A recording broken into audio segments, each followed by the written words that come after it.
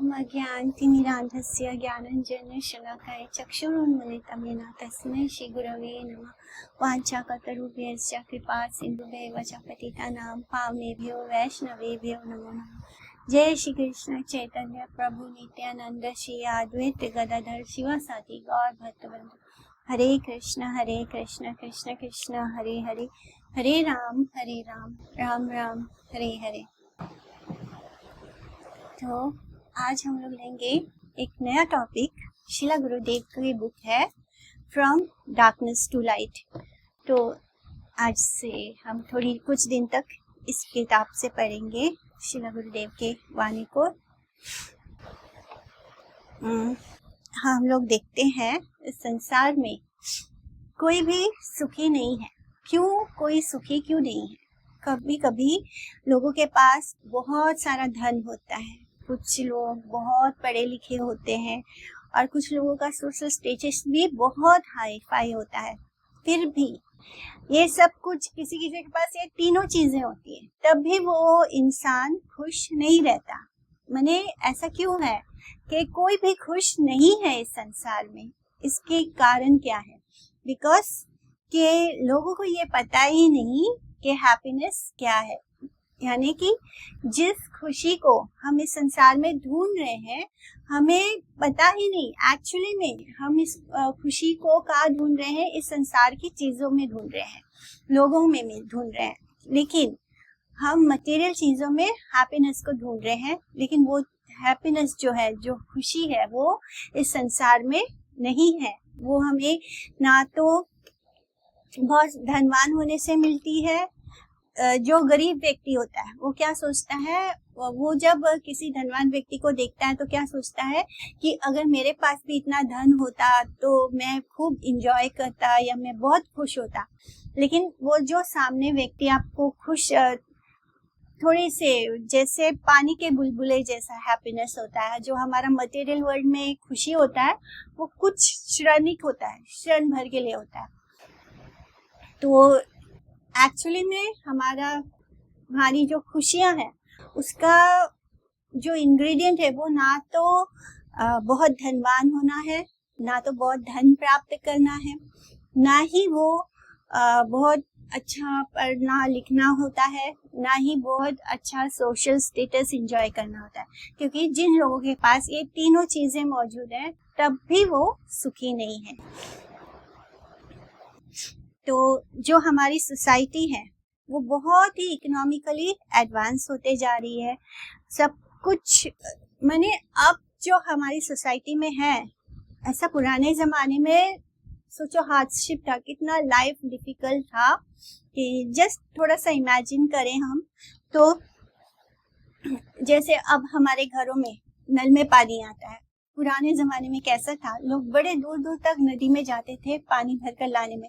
अब अगर हमें घर में हम थोड़ा सा बाथरूम में जाकर एक बकेट पानी का केवल उसको उठाकर देखें तो नहीं उठा पाएंगे, बहुत दिक्कत होगी, हाथ दर्द होगा, उंगलियां दर्द होगी।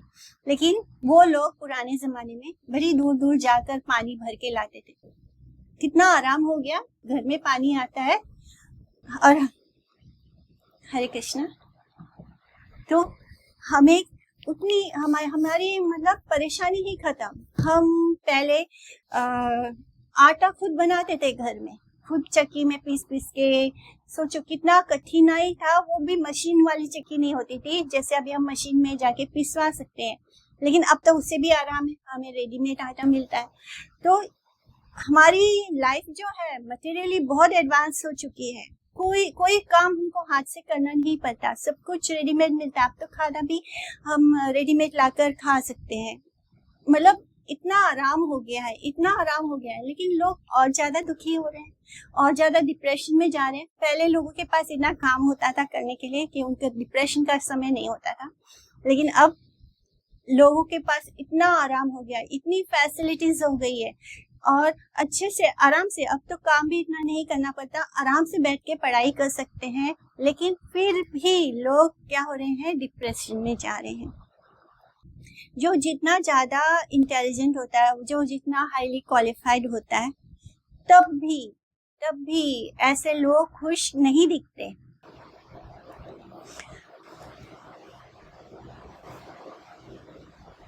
तो जो एकेडमिकली बहुत हाईली क्वालिफाइड होते हैं, ऐसे लोगों को बहुत इंटेलिजेंट और कल्चर्ड माना जाता है।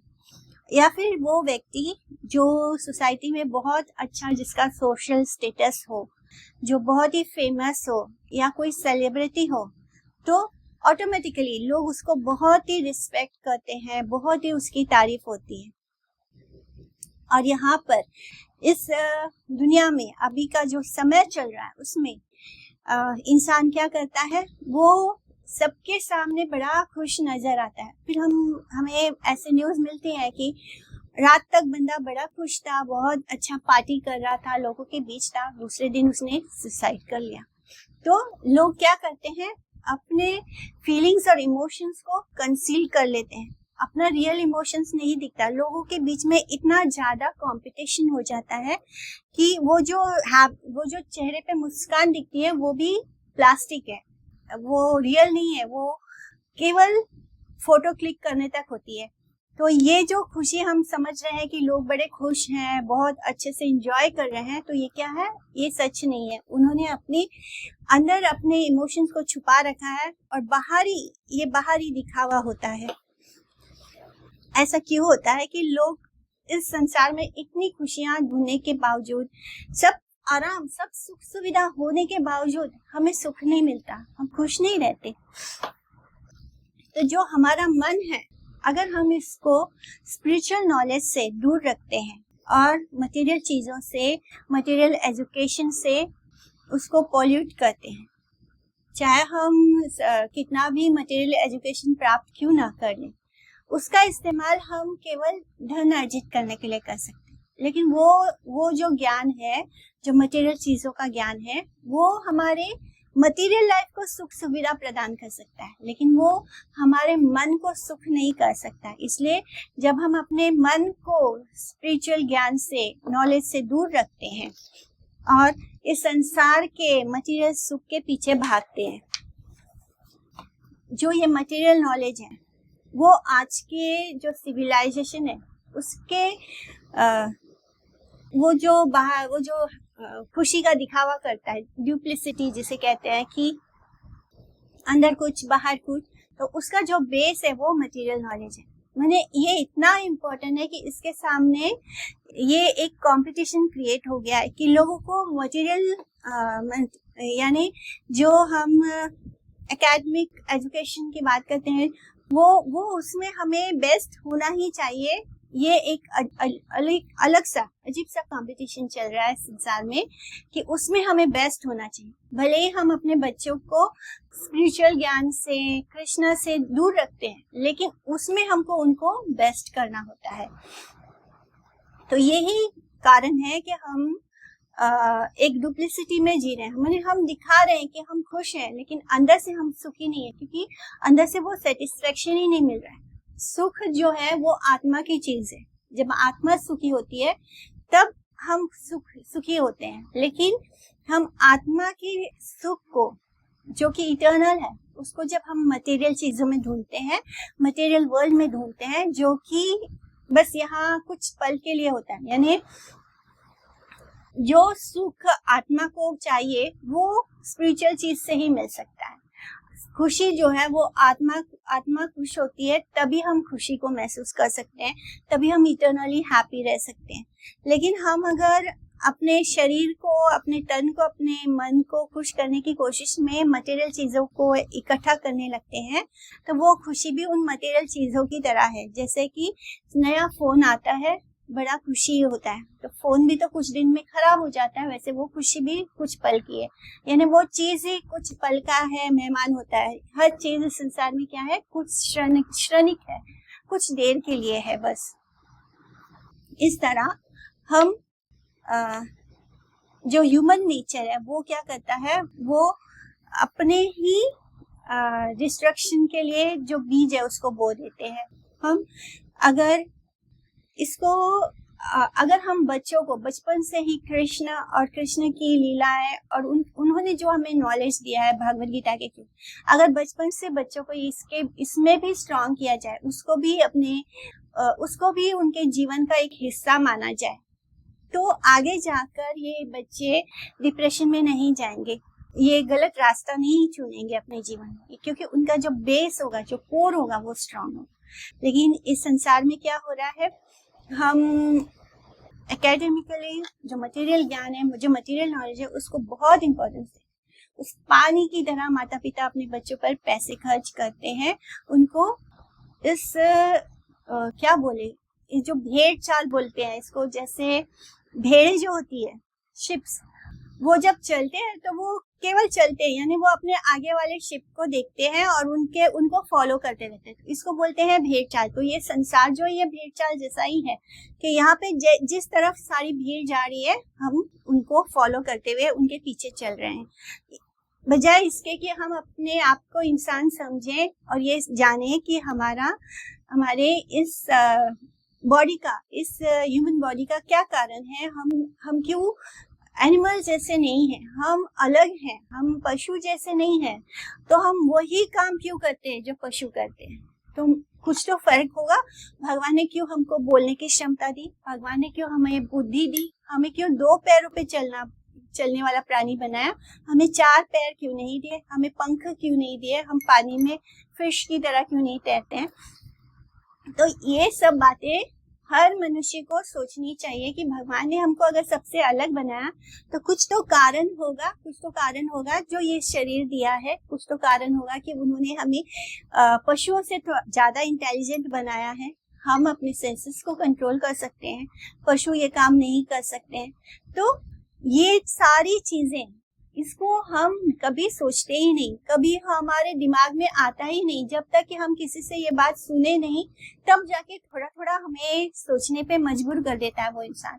लेकिन जनरली आप देखेंगे तो कभी किसी के दिमाग में गलती से भी ये विचार नहीं आता कि हम क्यों अलग हैं पशुओं से, हमें क्यों भगवान ने ऐसे अलग सा बॉडी दिया है, अलग सी बुद्धि दी है, क्यों ह्यूमन बॉडी का क्या इम्पोर्टेंस है, ये समझने की हम कोशिश नहीं करते, हम उसमें जाने की ही कोशिश नहीं करते। उल्टा हम सिर्फ ये करते हैं कि जो सभी लोग कर रहे हैं, जो सब कर रहे हैं, हमारे लिए वो सही होता है, यानी भीड़ जिस तरफ चल रही है वही सही है। इस तरह हम अपने आप को भी मारते हैं और अपने आसपास के एनवायरनमेंट के लिए भी हम क्या कर रहे हैं। इस कारण से क्या होता है, इंडस्ट्रियलाइजेशन के वजह से, जैसे अभी मुंबई में बहुत ज्यादा गर्मी पड़ रही है। इतनी गर्मी मुंबई में पहले कभी देखी नहीं है, क्योंकि यहाँ पर ना तो बहुत ठंडी होती है ना तो बहुत गर्मी होती है। लेकिन इस साल यहाँ पे हद से ज्यादा गर्मी है, क्योंकि पेड़ पौधे सब कट चुके हैं और बहुत ज्यादा इंडस्ट्रीज और बिल्डिंग्स ये सब आ रहा है।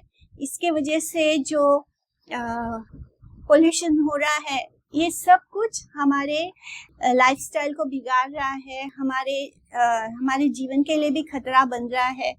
तो ये जितना ज्यादा हम डेवलपमेंट कर रहे हैं, उतने ज्यादा हम नई नई बीमारियों को भी बुला रहे हैं अपने ऊपर।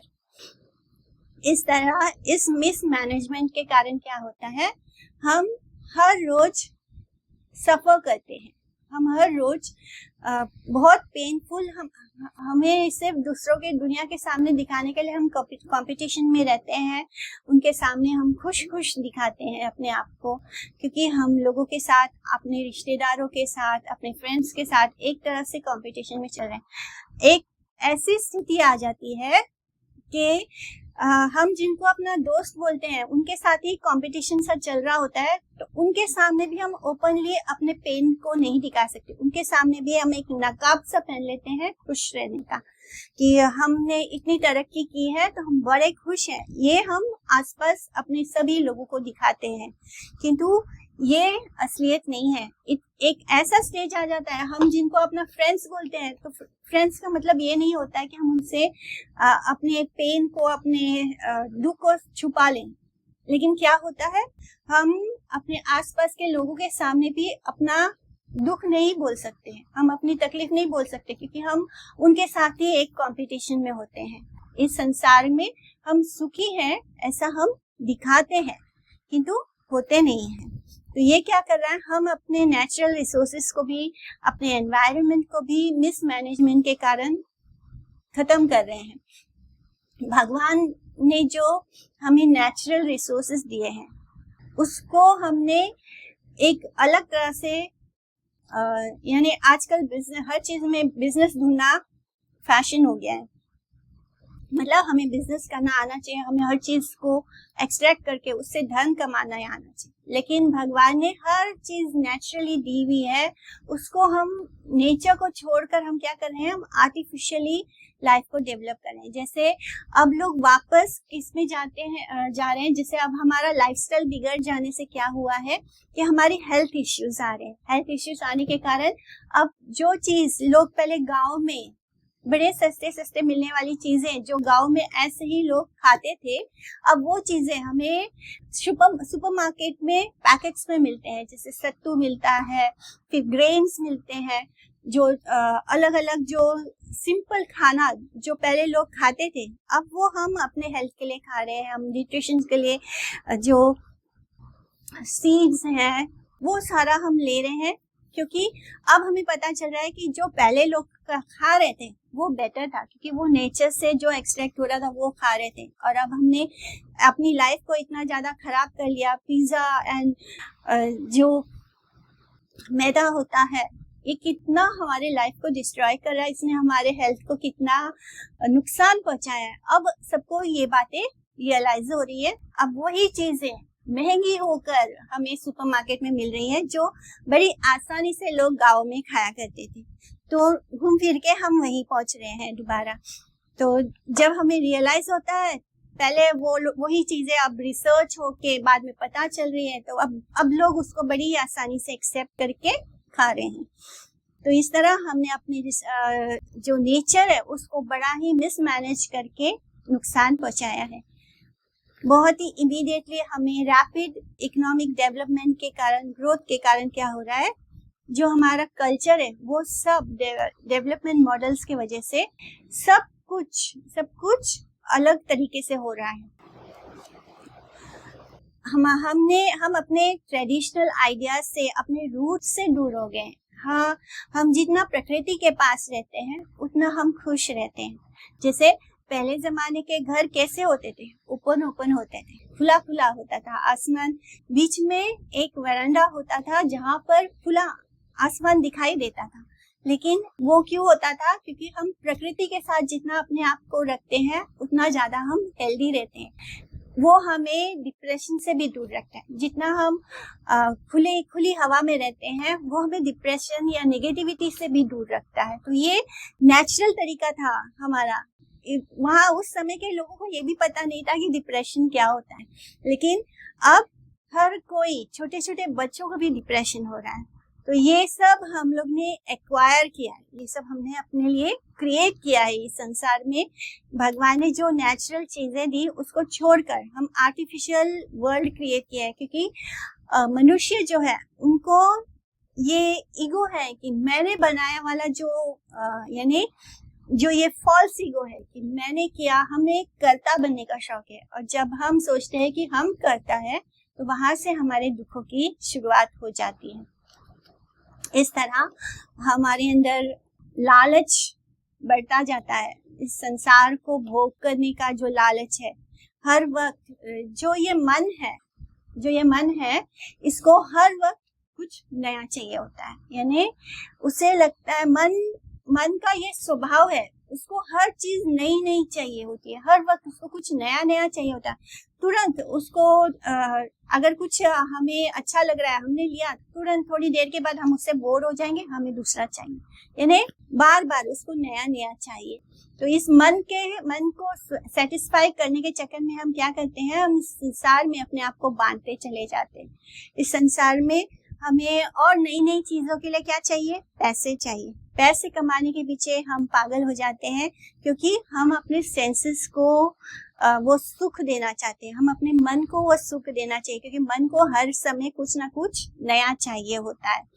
और ये हमारे ग्रीड को इंक्रीज करता है हमारे अंदर, जो ग्रीड के कारण हम केवल किसमें लगे हैं, मटेरियल इंप्रूवमेंट में। अपने स्पिरिचुअल लाइफ को छोड़कर हम मटेरियल लाइफ में और आगे बढ़ने की कोशिश कर रहे हैं। देहि आज्ञा जिता शत वर्गो नेच्छान् कर्माणि कार्यते कोशाकरा इवात्पानं कर्मा न छादाय मुह्यति। ये है श्रीमद् भागवतम का श्लोक from canto 6 chapter 1 shloka number 52। माने जो अज्ञानी जीवात्माएं हैं, फुलिश एम्बॉडीड लिविंग एंटिटी, वो अपने सेंसेस और अपने मन को कंट्रोल नहीं कर पाती और उसके चक्कर में is forced to act according to the influence of modes of materialization।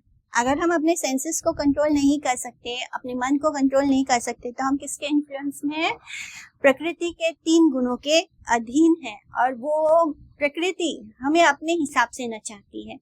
और इस तरह जो हमारा रियल डिजायर्स है वो क्या है, वो हमको भुला देती है। हम अपने मन के अकॉर्डिंग भागते हैं। मन क्या है? मन प्रकृति के अधीन होता है, तब वो अपने हिसाब से हमको नचाता है। जब मन को हम अपने कंट्रोल में कर सकते हैं, कंट्रोल में कर लेते हैं, तब हम माया के 3 गुणों के अधीन नहीं होते हैं।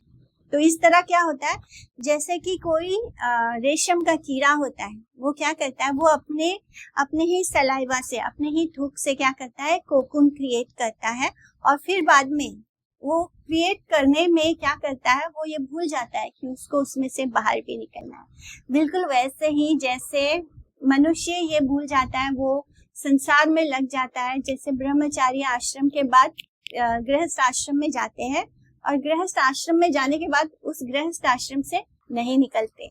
हमने उसमें से बाहर निकलने का रास्ता बंद कर दिया, बिल्कुल अपने आप को उस रेशम के कीड़े की तरह उस रेशम के जाल में अपने आप को लपेट लिया है। और हम इसमें प्राउड फील करते हैं क्योंकि हम तो रेशम के जाल में, बिल्कुल रेशम के कीड़े जैसी हमारी हालत है कि जैसे उसने अपने आप को ट्रैप कर लिया। अपने ही थूक से उसने रेशम के धागे से, जो उसका थूक होता है, जो उसका सलाइवा होता है, उससे वो अपने आप को लपेटता जाता है और उस कोकून के अंदर वो अपने आप को हमेशा के लिए कैद कर देता है क्योंकि उसके पास वहां से बाहर निकलने का कोई रास्ता नहीं होता। हम जब इस संसार में की चीजों के पीछे भागते हैं, अपने फ्रूटिटिव एक्टिविटीज के पीछे, जो हम फल की इच्छा से, इस संसार में भोग करने की इच्छा से। फल की इच्छा कब आती है? जब हम भोग करना चाहते हैं, जब हम उसको एंजॉय करना चाहते हैं। हम जो भी कर्म करते हैं, जब ये सोचकर करते हैं कि इसके फल को हमें चाहिए, इसका फल हमें चाहिए, इस फल को हमें एंजॉय करना है, तो तब हम अपने आप को उस रेशम के कीड़े की तरह अपने आप को लपेट लेते हैं।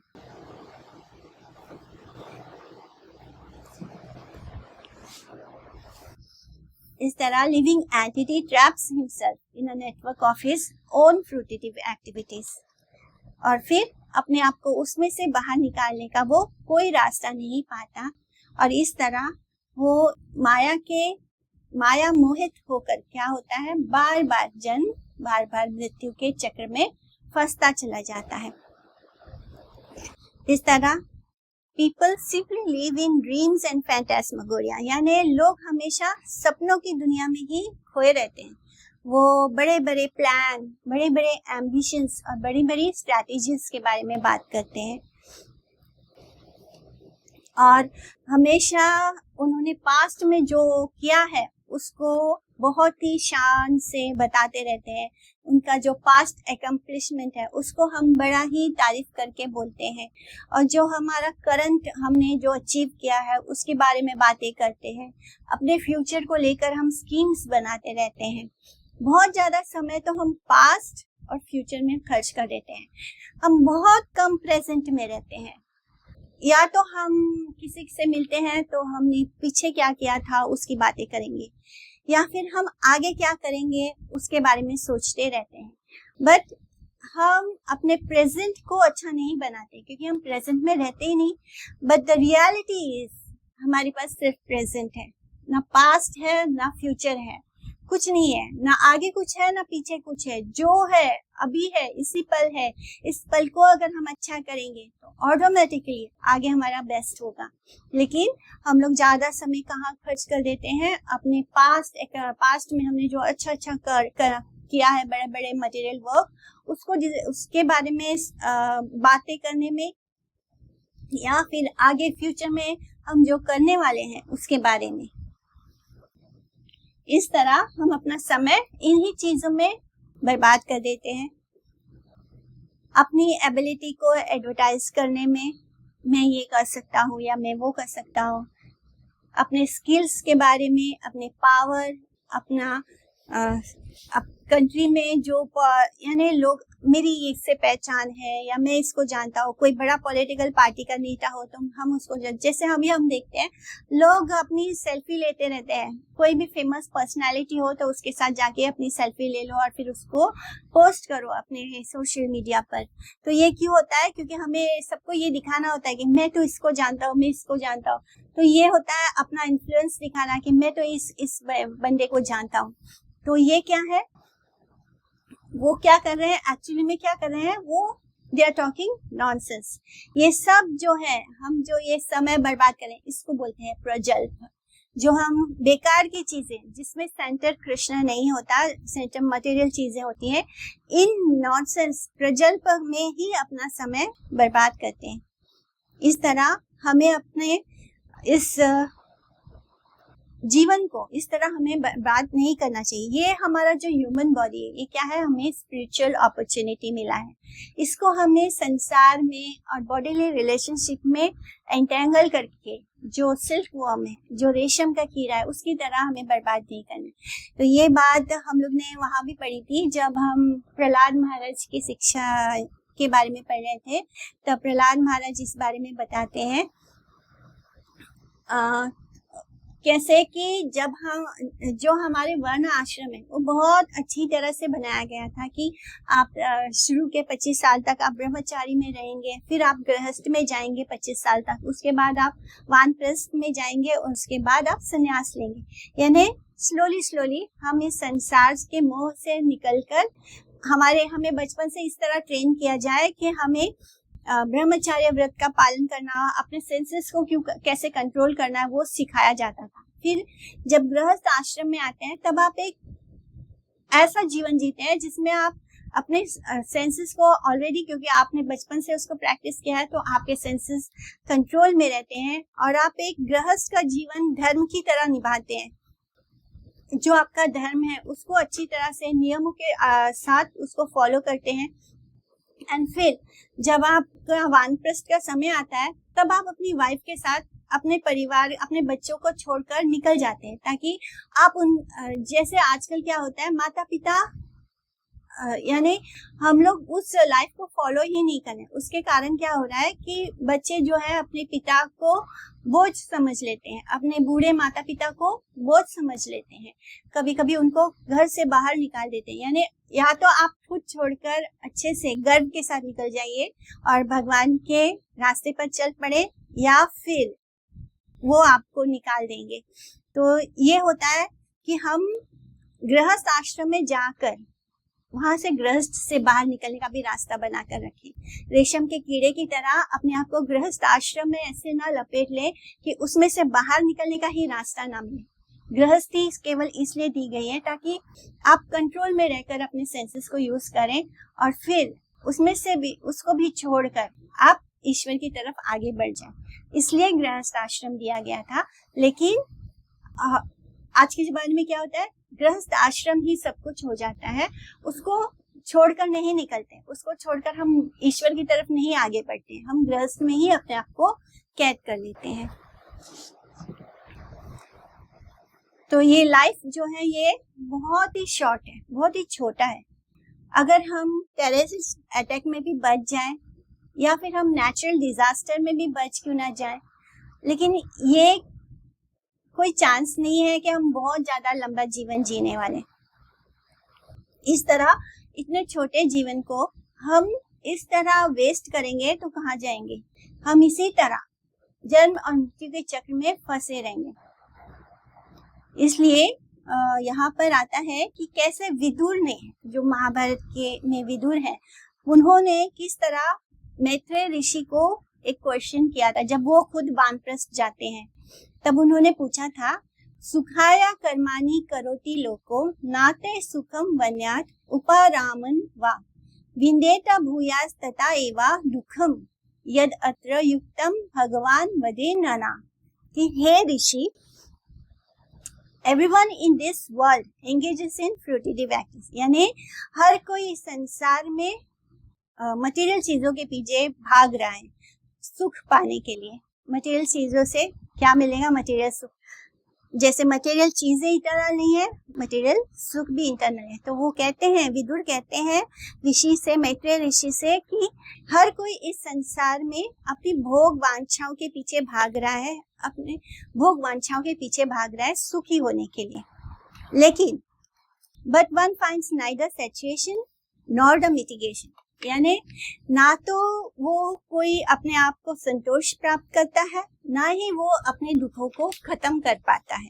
On the contrary one is only aggravated by such activities, यानी ऑन द कॉन्ट्ररी फाइनली क्या होता है कि हम इस संसार में ना तो किसी चीज से शांति मिलती है, ना ही हम अपने दुखों को पूरी तरह खत्म कर पाते हैं, बल्कि क्या होता है, हम अपने आप को इन एक्टिविटीज में और उलझा देते हैं, जिससे कि हम और दुखी हो जाते हैं।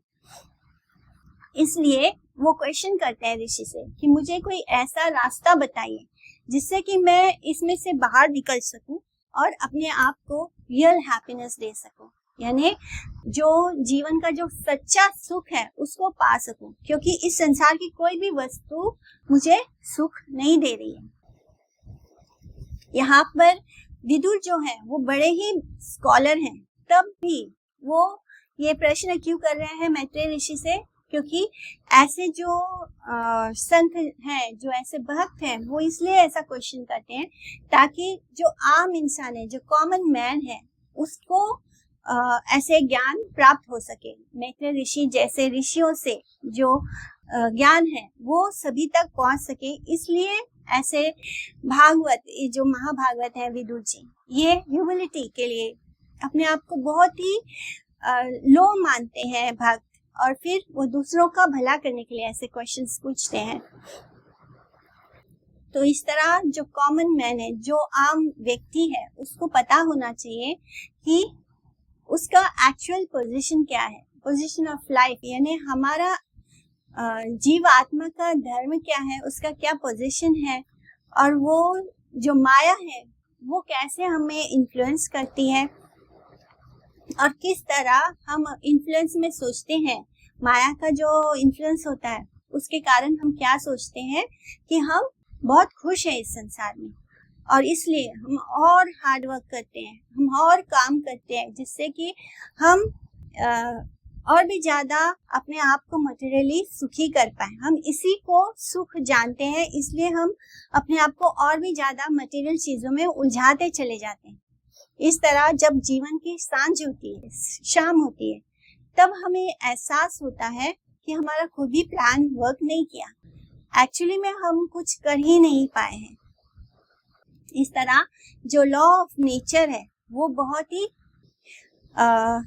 And the law of nature is so cruel कि वो हमारे सारे स्कीम्स को, जो भी हमने प्लान किए हैं फ्यूचर के लिए, उसको आग लगा देता है। तो जब हमारे जीवन की सांझ होती है, जब इवनिंग होने लगता है, जब हम बहुत ओल्ड होने लगते हैं, तब हमको रियलाइज होता है कि हमने जो जीवन भर बैठ के जो प्लान्स किए थे, उसको इस संसार का जो नियम है उसके अकॉर्डिंग क्या होता है। क्योंकि अब जब ओल्ड एज आता है, लोग सारा जीवन बहुत धन कमाने में लगे रहते हैं, उसको बैंक में जमा कर देंगे, उसको म्यूचुअल फंड में डाल देंगे, लेकिन जब हम ओल्ड एज में आ जाते हैं, जब रिटायरमेंट आ जाता है, तब लोग उस धन को बचाने की कोशिश करते हैं।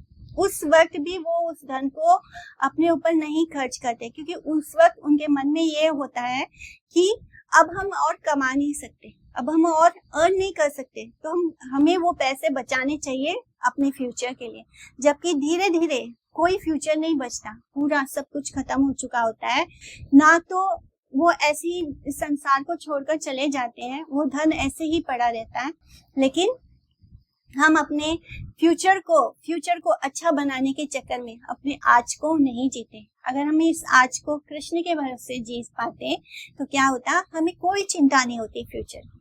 हमें पता होता कि हमें कहाँ जाना है, हमें क्या करना है, हमें कृष्ण के पास जाना है। तो ये चीज बहुत जरूरी है सुकून से जीने के लिए। इस तरह हम अपने पूरे जीवन को, क्या होता है, हमारा जीवन ऐसे ही बर्बाद हो जाता है अपने स्कीम्स बनाने में, अपने आप को खुश करने में। हम हर सिचुएशन में अपनी खुशी ढूंढते हैं, अपने अपनों के द्वारा खुशी को ढूंढते हैं, लेकिन कोई भी चीज हमें खुशी नहीं दे पाती है। इस तरह लोग, ये जो अभी हमारा करंट सिचुएशन है वो हमें केवल और भी ज्यादा इस मटेरियल वर्ल्ड में बाइंड कर रहा है। बट द रियलिटी इज कि हमें इस ड्रिंकिंग ईटिंग वाले सोच से बाहर निकलना है। जो आजकल स्मोकिंग, हर कोई, माने आजकल तो ऐसा हो गया है कि पहले तो विमेन्स इन सब चीजों से दूर होती थी, लेकिन अब ऐसा कुछ नहीं है। अब तो आप सड़क पर बाहर निकल जाओ तो आपको स्मोकिंग करते हुए सब दोनों जेंडर में दिखेंगे। सब कुछ इतना इक्वालिटी के बेस पे क्या हो गया है कि इन अच्छी चीजों पे इक्वालिटी नहीं हो रही है। इक्वालिटी कहाँ हो रही है? गलत चीजों पे, गलत लतों पर हो रही है। इस तरह हम अपने आप को खुशी तलाशने के चक्कर में क्या कर रहे हैं, और भी ज्यादा अपने आप को बिगाड़ रहे हैं, बर्बाद कर रहे हैं। इस तरह जब हमने किससे संन्यास लिया? एक्चुअली हमें संन्यास लेना था इस संसार के मटेरियल वर्ल्ड से, यानी हमें स्पिरिचुअल वर्ल्ड में एंटर करना था। किंतु हमने क्या किया है, हमने स्पिरिचुअल लाइफ से संन्यास लिया हुआ है। जितने भी लोग मटेरियल वर्ल्ड में एंजॉय कर रहे हैं वो क्या कर रहे हैं, उन्होंने स्पिरिचुअल वर्ल्ड से संन्यास लिया है और मटेरियल वर्ल्ड लाइफ को एंजॉय कर रहे हैं। कि लेकिन होना उल्टा चाहिए था कि हम मटेरियल लाइफ को त्याग दें, क्योंकि इस 84 लाख योनियों में से गुजरने के बाद हमने बहुत मटेरियल लाइफ को बहुत एंजॉय किया है। कभी डॉग बन के, कभी कैट बन के, मांस खाने की बहुत तीव्र इच्छा थी तो हमें भगवान ने शेर बना दिया, लायन बना दिया, टाइगर बना दिया। तो ये सब कुछ करके हमने अपने सेंसेस को बहुत बहुत सुख प्रदान किया है। बहुत करोड़ों जन्म हम ले चुके हैं और करोड़ों जन्मों से हम लोग केवल अपने शरीर को ही सुखी करने की कोशिश में लगे हैं। अब जाके हमें ह्यूमन बॉडी मिला है तो उसको हमें अच्छी तरह यूज करना चाहिए। उसमें हमें आकर स्पिरिचुअल लाइफ क्या है उसकी तरफ आगे बढ़ना चाहिए। अगर हम नहीं बढ़ते हैं तो हम क्या करते हैं, हम इस बॉडी को तो वेस्ट कर रहे हैं, अपने आप को डिग्रेड करते हुए एनिमल लाइफ में। और ये जीवन भी कोई सुखी नहीं गुजरेगा। अगर हमारे जीवन में भगवान नहीं होंगे तो ये जीवन भी कोई सुखी नहीं गुजरने वाला है, बहुत कष्ट देकर जाएगा, बहुत कष्ट देकर जाएगा। ये ही संस्पर्श जाभोगा दुख योनाय एवते आदि अंता वंता कौन्तेय ना तेषु रमते बुधा। तो जो बुद्धिमान व्यक्ति होता है, एन इंटेलिजेंट पर्सन, वो कभी भी ऐसे चीजों में अपने आप को नहीं ऐसे पार्ट लेता है जो कि सोर्सेस ऑफ मिजरी है, यानी जो दुखों का, जिस रास्ते से हमें केवल दुख प्राप्त होने वाले हैं। तो एक बुद्धिमान व्यक्ति कभी भी उस रास्ते पर नहीं जाएगा, ऐसा कुछ नहीं करेगा जिससे उसको उस रास्ते पर जाना पड़े जहां पर दुख आता है। वो जानता है कि ये दुख के कारण क्या है, मटेरियल सेंसेस। जो भी हमारे सोर्सेस ऑफ मिजरी हैं वो उसका कारण ये है कि हम अपने सेंसेस से उस सुख को एंजॉय करना चाहते हैं।